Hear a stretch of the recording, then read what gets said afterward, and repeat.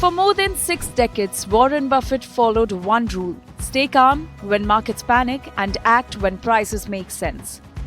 As he retires on 31st of December 2025, after being the ultimate financial influencer for more than 60 years, the story of how Buffett invested through booms and busts offers lessons that still matter.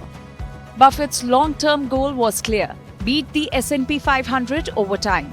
That meant holding back when valuations were stretched and stepping in aggressively during economic downturns.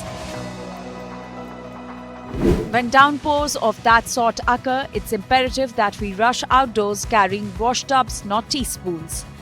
In his 1995 shareholder letter, Buffett outlined a two-pronged strategy.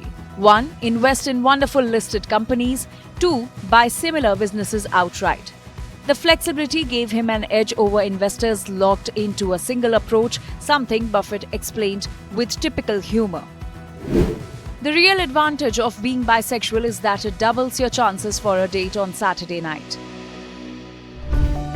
Early in his career, Buffett depended on markets correcting mispricing. Later, his thinking evolved. Great businesses, he realized, don't need constant trading, they need time. Compounding became the real engine of returns. His favorite holding period turned into forever.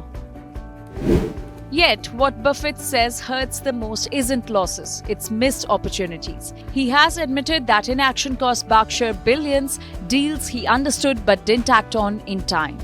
A rare admission from a man known for caution. Behind much of this thinking was Buffett's longtime partner, Charlie Munger. Munger pushed Buffett to move beyond cheap stocks to buying great businesses at fair prices, a shift that defined Berkshire's success.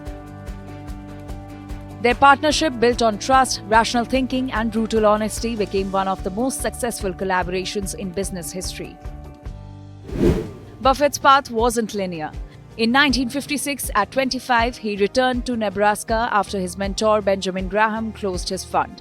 In 1969, aged 38, Buffett shut his own partnership, saying he was not attuned to this market environment. His attention then shifted to Berkshire Hathaway, a struggling textile company he controlled. It became one of the greatest success stories in business history.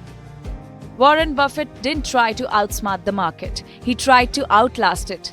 And as he retires, his lessons still hold true. Patience, discipline, and time still matter more than timing. Bureau Report, Business Today TV.